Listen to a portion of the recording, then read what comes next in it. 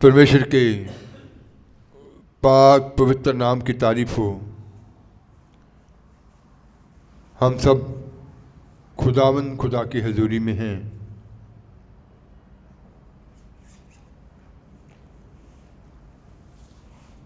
तो हम जितने यीशु नाम के ऊपर ईमान लाते हैं,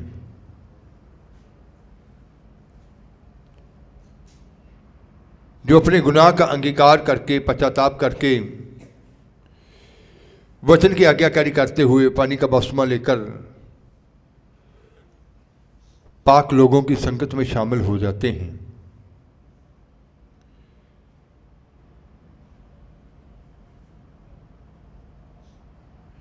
जिनको खुदा ने बुलाया है, सब चुने हुए लोग,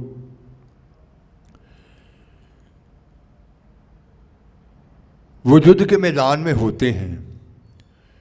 तो परमेश्वर के सारे हथियार उसके दुश्मनों के ऊपर जय पाने के लिए खुदा के लोगों के हैं।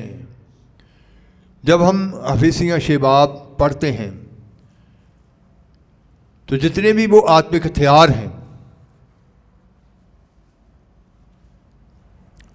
युद्ध के शस्त्र, जो युद्ध के हथियार हैं, वो हमारे दुश्मन के ऊपर जीत के लिए है, हमारी फतह के लिए है।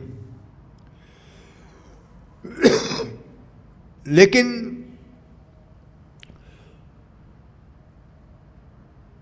इन हथियारों को चलाने के लिए हमारे अंदर एक बड़ी अणख होनी चाहिए। वो लोच, वो अणख,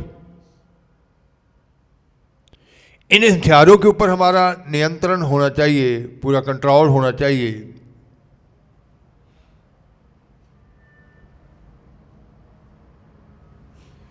तो बाइबल में लिखा, ये जो हथियार हैं, तो जैसे अफीसियाँ की पत्री में हम पढ़ते हैं कि हमारी कमर जो है वो क्या होनी चाहिए, कसी होनी चाहिए। पढ़ेंगे भजन संहिता जबूर 18 बाब उसकी 39 आयत।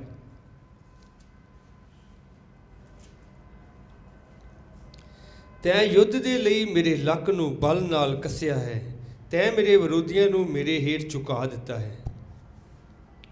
क्योंकि तूने युद्ध के लिए मेरी कमर में शक्ति का पटुका बांधा है। तूने युद्ध के लिए मेरी कमर में शक्ति का पटका बांधा है, और मेरे विरोधियों को मेरे सम्मुख नीचा कर दिया। मेरे विरोधियों को मेरे सन्मुख नीचे कर दिया। तो इसका मतलब है कि हमारी कमर जो है ये कसी होनी चाहिए। परमेश्वर की उन सच्चाइयों से, वचन की उन गहराइयों से हमारी कमर कसी होनी चाहिए। तूने युद्ध के लिए मेरे कमर को क्या कर दिया है? फिर से, क्योंकि तूने युद्ध के लिए मेरी कमर में शक्ति का पटुका बांधा है। शक्ति का, सामर्थ का।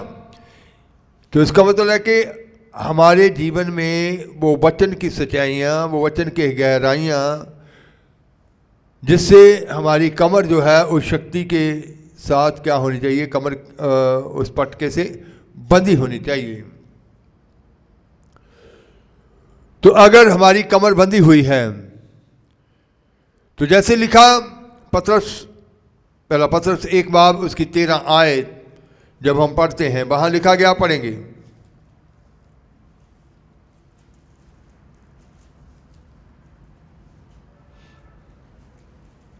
इसलिए तुसी अपनी बुद्ध दा लक बन के सुचेत रहो ਅਤੇ ਉਸ ਕਿਰਪਾ ਦੀ ਪੂਰੀ ਆਸ ਰੱਖੋ ਜਿਹੜੀ ਯਿਸੂ ਮਸੀਹ ਦੇ ਪ੍ਰਕਾਸ਼ ਹੋਣ ਦੇ ਸਮੇਂ ਤੁਹਾਡੇ ਉੱਤੇ ਹੋਣ ਵਾਲੀ है। इस कारण अपनी अपनी बुद्धि की कमर बांधकर, अपनी अपनी बुद्धि की कमर बांधकर और सचेत रहकर उस अनुग्रह की पूरी आशा रखो उस अनुग्रह की, परमेश्वर की कृपा की पूरी आशा रखो जो यीशु मसीह के प्रकट होने के समय तुम्हें मिलने वाला है। जो यीशु मसीह के प्रकट होने पर तुम्हें वो अनुग्रह तुम्हें मिलने वाला है।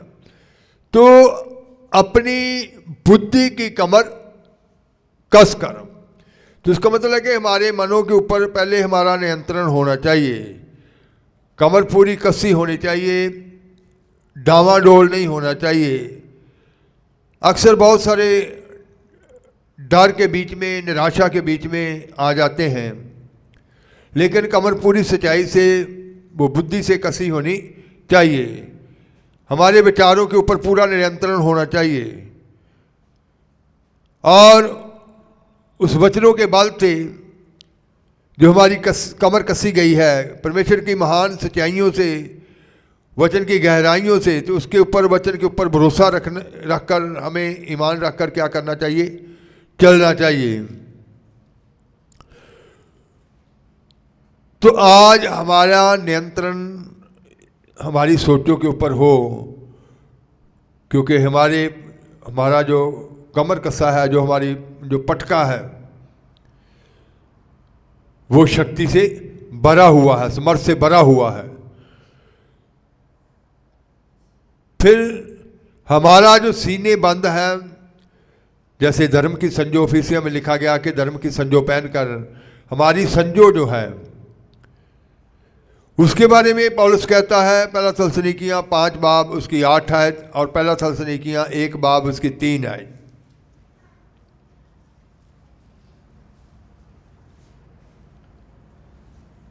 पर ਅਸੀਂ ਜਦੋਂ ਦਿੰਦੇ ਹਾਂ ਤਾਂ ਨਿਸ਼ਚਾ ਅਤੇ ਪ੍ਰੇਮ ਦੀ ਸੰਜੋ ਅਤੇ ਮੁਕਤੀ ਦੀ ਆਸ ਨੂੰ ਟੋਪ ਦੇ ਥਾਂ ਪਹਿਨ ਕੇ ਸੁਚੇਤ ਰਹੀਏ।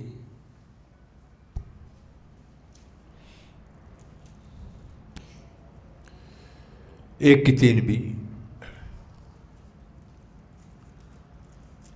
ਅਤੇ ਤੁਹਾਡੀ ਨਿਸ਼ਚਾ ਦਾ ਕੰਮ ਅਤੇ ਪ੍ਰੇਮ ਦੀ ਮਿਹਨਤ ਅਤੇ ਸਾਡੇ ਪ੍ਰਭੂ ਯਿਸੂ ਮਸੀਹ ਉੱਤੇ ਤੁਹਾਡੀ ਆਸ਼ਾ ਦੀ ਧੀਰਜ ਆਪਣੇ ਪਰਮੇਸ਼ਵਰ ਅਤੇ ਪਿਤਾ ਦੇ ਅੱਗੇ ਨਿਤ ਚੇਤੇ ਕਰਦੇ ਹਾਂ। पर हम जो दिन के हैं, हम जो दिन के हैं, हम अंधेरे के नहीं हैं। हम कौन से हैं? दिन के हैं, हम रोशनी के हैं। तो फिर अंधेरे के नहीं हैं, तो फिर अंधेरे की बातें भी हमारी जुबानों के ऊपर नहीं आनी चाहिए। हम दिन के हैं, हम जो दिन के हैं, विश्वास और प्रेम की जिलम पहन, विश्वास और प्रेम की जिलम पहनकर, विश्वास जो हमने प्रभु यीशु मसीह के ऊपर किया, उसके पुत्र यीशु के ऊपर, यीशु नाम के ऊपर विश्वास किया, और प्रेम खुदा के संतों के साथ विश्वास और प्रेम की जिलम पहनकर, और उदार की आशा का टोप पहनकर, उदार की आशा का टोप पहनकर सावधान रहें। तो हमने उसके पुत्र के ऊपर जो नेता की है, खुदा के कलाम के ऊपर, उसके वचनों के ऊपर जो ईमान लाए हैं, तो खुदा के संतों के साथ प्रेम के बीच में बंद कर, और जैसे लिखा गया 1:3 में कि वो जो हमारी नेता और प्रेम की मेहनत है, पढ़ेंगे, और अपने परमेश्वर और पिता के सामने तुम्हारे विश्वास के काम, अपने पिता और परमेश्वर के सामने तुम्हारे विश्वास के काम और प्रेम का परिश्रम, प्रेम की मेहनत, कि इसका मतलब है कि प्रेम करने के लिए भी क्या करनी पड़ती है? मेहनत है ना। मेहनत कैसे करनी है? आपको सताने वालों से भी क्या करना है? प्रेम करना है। तो उसके लिए भी आपके विचारों के ऊपर, आपके मन के ऊपर क्या होना चाहिए? नियंत्रण होना चाहिए। दुख देने वालों से भी प्रेम करना चाहिए। तो आपने जो खुदा के ऊपर नेता की है, नेता और प्रेम की जो मेहनत है, प्रेम करने में लगे रहना, और कभी भी हार नहीं माननी, क्योंकि आत्माओं को जीतने के लिए कभी भी हार नहीं माननी। तो प्रेम, नेता और प्रेम की मेहनत, फिर से पढ़ेंगे, और अपने परमेश्वर और पिता के सामने तुम्हारे विश्वास के काम, तुम्हारे विश्वास के काम और प्रेम का परिश्रम, प्रेम की मेहनत, और हमारे प्रभु यीशु मसीह में आशा की दीनता को लगातार स्मरण करते हैं। तो आशा की दीनता को लगातार क्या करते हैं? स्मरण करते हैं। तो उसका मतलब है कि हमारा जो सीने बंद है, हमारी जो संजो है, तो कैसी होनी चाहिए? नेता और प्रेम में बहुत मजबूत, कि अंदर कभी भी कमजोरी नहीं आनी चाहिए। हृदय में कभी भी कमजोर बातों को जगह नहीं देनी चाहिए। हृदय में कोई भी ऐसी कमजोर बातों को प्रवेश करना नहीं चाहिए। दूसरों के द्वारा कई बार अक्सर कमजोर बातें प्रवेश करती हैं, लेकिन उन बातों की ओर ध्यान नहीं देना चाहिए। अपने खुदा की ओर देखते जाना है, संतों की ओर, आगू की ओर देखते जाना है, वचन की ओर देखते जाना है, और बड़े ईमान के साथ, उस प्रेम के साथ आगे ही आगे बढ़ते जाना है। तो फिर जब हम युद्ध के मैदान में होते हैं, जब हम शत्रु के साथ युद्ध कर रहे होते हैं, उस वक्त हमारे ऊपर खुदा शांति का बल उंडेले या ना उंडेले, शांति हो या ना हो युद्ध के समय। ये नहीं है कि सारे काम बड़ी शांति में, बड़ी खुशी में। युद्ध के समय जब दुख उठाना पड़ता है, तो फिर उस समय हमारे पास वो नेचा की ढाल, हमारे पास वो दाऊद की तरह वो बड़े विश्वास के शब्द होने चाहिए। गोलियत के साथ जब उसका सामना हुआ, तो उसके मुख से निकलने वाले अल्फाज जो थे वो उसकी ढाल थी। जैसे पहला शमूएल 45 आयत से 47 आयत तक जब पढ़ेंगे, तो उसके शब्द जो थे, नेटा जो थी, वो नेटा की ढाल, वो ऐसे अल्फाज हर समय हमारे जुबान से निकलने चाहिए, बड़ी दिलेरी के अल्फाज। पढ़ेंगे पहला शमूएल 45 आयत से 47 आयत तक।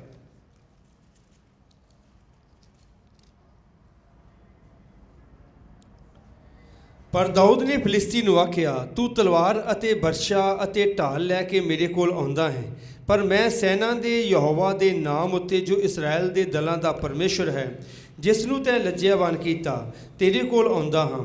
ਅਤੇ ਅੱਜ ਹੀ ਯਹੋਵਾ ਮੇਰੇ ਹੱਥ ਵਿੱਚ ਤੈਨੂੰ ਕਰ ਦੇਵੇਗਾ, ਅਤੇ ਮੈਂ ਤੈਨੂੰ ਮਾਰ ਸੁੱਟਾਂਗਾ ਅਤੇ ਤੇਰਾ ਸਿਰ ਤੇਥੋਂ ਵੱਖਰਾ ਕਰ ਦਿਆਂਗਾ, ਅਤੇ ਅੱਜ ਹੀ ਫਿਲਿਸਤੀਆਂ ਦੇ ਦਲਾਂ ਦੀਆਂ ਲੋਥਾਂ ਪਾਉਣ ਦੇ ਪੰਛੀਆਂ ਅਤੇ ਧਰਤੀ ਦੇ ਦਰਿੰਦਿਆਂ ਨੂੰ ਦੇਵਾਂਗਾ। ਭਾਈ ਸਾਰਾ ਸੰਸਾਰ ਜਾਣੇ ਜੋ ਇਸਰਾਇਲ ਵਿੱਚ ਇੱਕ ਪਰਮੇਸ਼ਵਰ ਹੈ, ਅਤੇ ਇਸ ਸਾਰੇ ਕਟਕ ਨੂੰ ਵੀ ਖਬਰ ਹੋਵੇਗੀ, ਜੋ ਯਹੋਵਾ ਤਲਵਾਰ ਅਤੇ ਬਰਛੀ ਨਾਲ ਨਹੀਂ ਬਚਾਉਂਦਾ, ਕਿਉਂ ਜੋ युद्ध ਦਾ स्वामी यहोवा है, ਅਤੇ ਉਹ ਹੀ ਤੁਹਾਨੂੰ ਸਾਡੇ ਹੱਥ ਵਿੱਚ ਦੇਵੇਗਾ। दाऊद ने फिलिस्ती से कहा, तो दाऊद के अल्फाज जो थे, ये शब्द जो थे, ये शब्द ही उसके लिए ये एक नेता की क्या थी? ढाल थी। तो आज कितने लोग हैं जो दूसरों की बातें सुनकर, या शत्रु जब कान में फुसफुसाता है कमज़ोर बातें, डर पैदा करने वाली बातें फुसफुसाता है, तो ज़बान से डर के शब्द ही निकलने शुरू हो जाते हैं। कैसे होगा, कैसे करेंगे, कैसे चलेगा, क्या खाएंगे, क्या पिएंगे। तो बहुत सारी कमज़ोर बातें एक दूसरे के साथ, खुदा के ऊपर भरोसा रखने वाले भी कमज़ोर बातें करते हैं, लेकिन हमारे शब्द ही हमारी नेचा की क्या है? ढाल है। तो दाऊद के जो अल्फाज थे गोलियत के सामने, उसने क्या कहा? पढ़ेंगे। दाऊद ने फिलिस्ती से कहा, दाऊद ने फिलिस्ती से कहा, तू तो तलवार और बाला लेकर मेरे सामने आता है और सांग लिए हुए मेरे पास आता है, परंतु मैं सेनाओं के यहोवा के नाम से तेरे पास आता हूँ। तू इन हथियारों को लेकर आता है, तलवार को, भाले को, सांग को लेकर आता है। मैं किसके नाम से आता हूँ? यहोवा के नाम से आता हूँ, जो इस्राएली सेना का परमेश्वर है। जो इस्राएली सेना का क्या है? परमेश्वर है। और उसी को तूने ललकारा है। तूने उसकी प्रजा को नहीं ललकारा, बल्कि किसको ललकारा है? उस परमेश्वर को ललकारा है, उस खुदा को ललकारा है। तो आज जब ललकार होती है शत्रु की, तो फिर किसको होती है? खुदा को। तो खुदा के लोग फिर कैसे अनखी होने चाहिए, कैसे उनको वो हथियार चलाना चाहिए? उसने कहा तूने उस परमेश्वर को ललकारा है, इस्राएल के परमेश्वर को ललकारा है, आज के दिन यहोवा तुझको मेरे हाथ में आज ही तुझे यहोवा परमेश्वर मेरे हाथ में कर देगा, और मैं तुझको मारूंगा, और मैं तुझको मारूंगा, और तेरा सर तेरे दर से अलग करूंगा। तेरे सर को दर से क्या कर दूंगा? अलग करूंगा।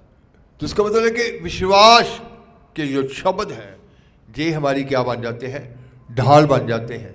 ये शत्रु के आने वाले कमजोर करने वाले शब्द जो उसके अग्रबाण हैं, वो शब्दों को क्या करते हैं?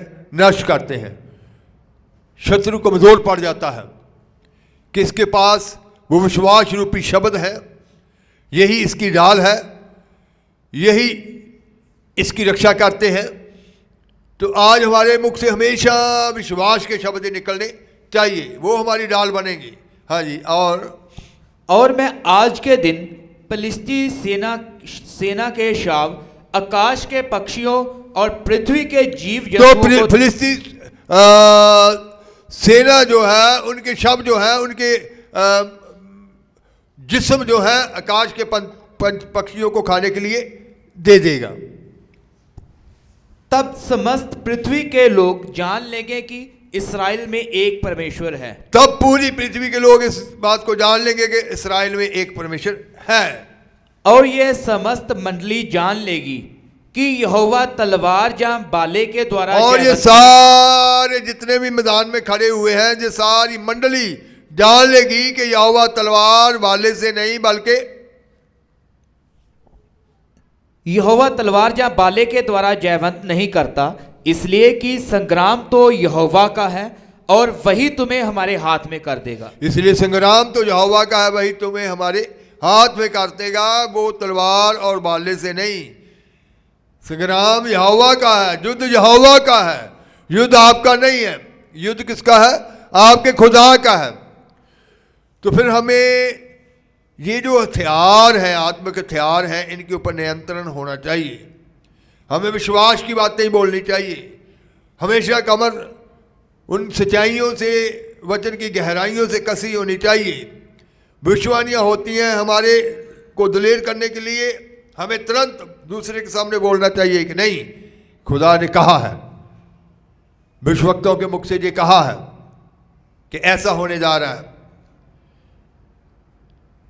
फिर हमारा टोप जो है, जैसा फिर से एक बार पढ़ लेंगे आज पहला थस्सलुनीकियों 5:8, मुक्ति का जो टोप है,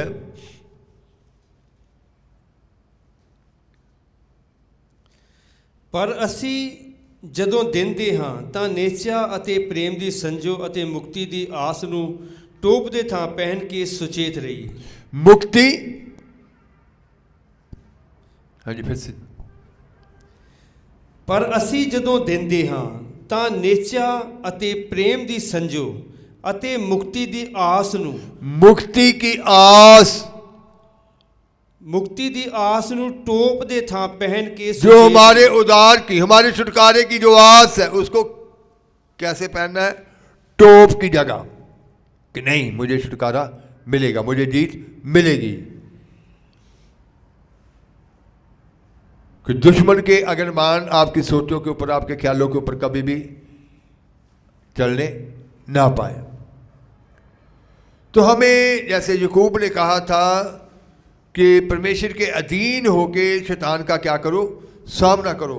तो जब हम पूरी तरह इन हथियारों के ऊपर अपना नियंत्रण कर लेते हैं कि अधीन होके उसका सामना करना है हर बात में, याकूब 4:7 जैसे लिखा है, वो तुम्हारे सामने से क्या हो जाएगा? भाग जाएगा। पढ़ देंगे।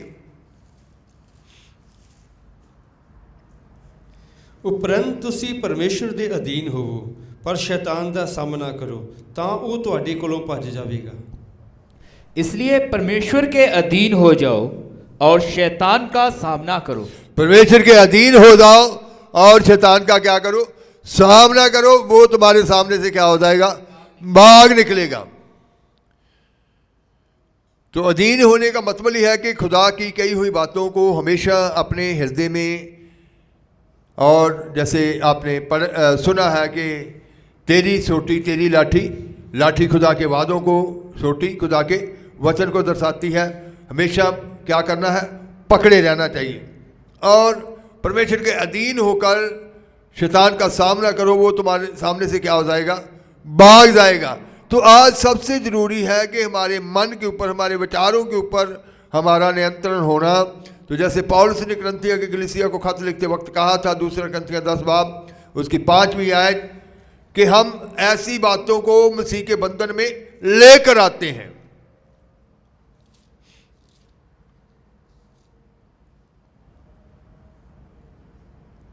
ਸੋ ਅਸੀਂ ਵਹਿਮਾਂ ਨੂੰ ਅਤੇ ਹਰ ਇੱਕ ਉੱਚੀ ਗੱਲ ਨੂੰ ਜਿਹੜੀ ਪਰਮੇਸ਼ਰ ਦੇ ਗਿਆਨ ਦੇ ਵਿਰੁੱਧ ਸਿਰ ਚੁੱਕਦੀ ਹੈ ਢਾ ਦਿੰਦੇ ਹਾਂ ਅਤੇ ਹਰ ਇੱਕ ਖਿਆਲ ਨੂੰ ਬੰਧਨ ਵਿੱਚ ਲਿਆਉਂਦੇ ਹਾਂ, ਭਾਈ ਉਹ ਮਸੀਹ ਦਾ ਆਗਿਆਕਾਰ ਹੋਵੇ।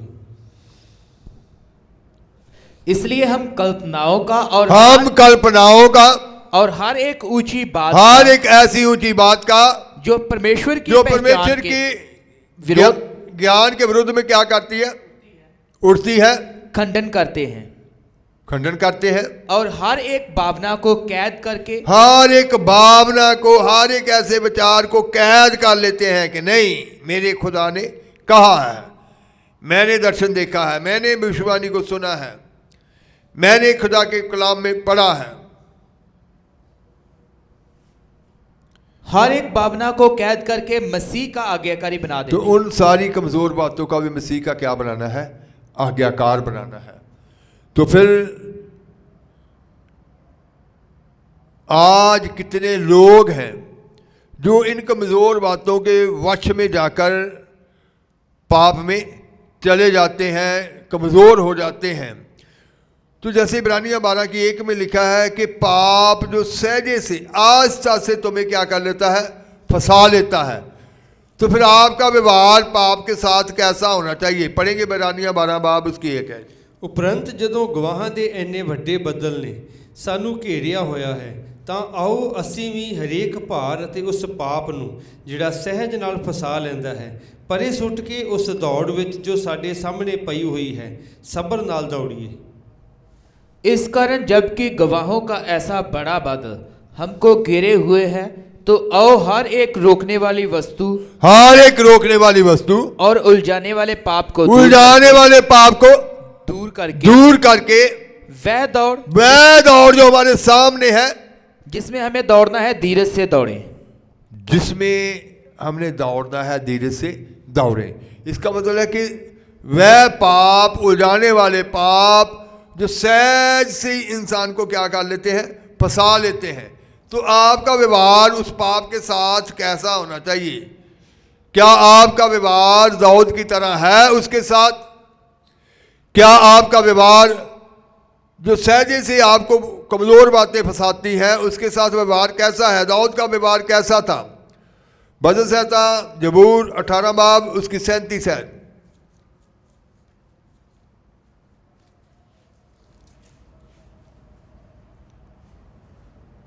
मैं अपने वैरियां का पिछा करके उन्होंने जा लिया, मैं पिछाह ना हटिया जिन्ना चिर उन्हों का नाश ना हो गया। मैं अपने शत्रुओं का पीछा करके, तो पाप आपका शत्रु है, वो कमजोर बातें आपका शत्रु हैं, आपकी शत्रु हैं। मैं अपने वैरियों का, अपने शत्रुओं का पीछा करके उन्हें पकड़ लूंगा और जब तक उनका अंत ना करूं, कर दूं। तो इसका मतलब है कि आपको फंसाने वाली बातें, आपको उलझाने वाली बातों का अंत आपने करना है, जब तक मैं उनका अंत ना कर दूं। इसके अंदर ऐसी अणख थी कि जब तक उनका अंत ना कर दूं तब तक ना लौटूंगा, तब तक मैं पीछे ना लौटूंगा। इसका मतलब है कि पीछा करना है तो ऐसी बातों का कि इनका क्या करना है, अंत करना है, इनकी जड़ खत्म करनी है कि कभी भी फिर मेरे ये पीछे ना आए, जो बार बार मुझे फंसाती हैं, बार बार ये कमज़ोर बातें फंसा लेती हैं, ऐसे पाप मुझे फंसा लेते हैं और गिरावट में ला देते हैं, कमज़ोरियों में ला देते हैं। और मेरे मुख से भी कमज़ोर बातें निकलनी शुरू हो जाती हैं। मैं इनका पीछा करके जब तक इनको ख़त्म ना कर दूं, नाश ना कर दूं, पीछे ना लौटूंगा। तो आज उन हथियारों के ऊपर आपका नियंत्रण होना चाहिए और बड़े विश्वास के साथ आपकी कमर जो है वो वचन से, उस गहराइयों से, सच्चाइयों से बंद कर, कस कर, और वो संजो, वो सीने बंद, नित्या और प्रेम की जो मेहनत है आपने खुदावंद खुदा के ऊपर नित्या की है, आप प्रेम के बीच में हैं, खुदा के संतों के साथ आपका प्रेम, गहरा प्रेम है, तो फिर उस प्रेम में बने रहकर और प्रेम का पीछा करते हुए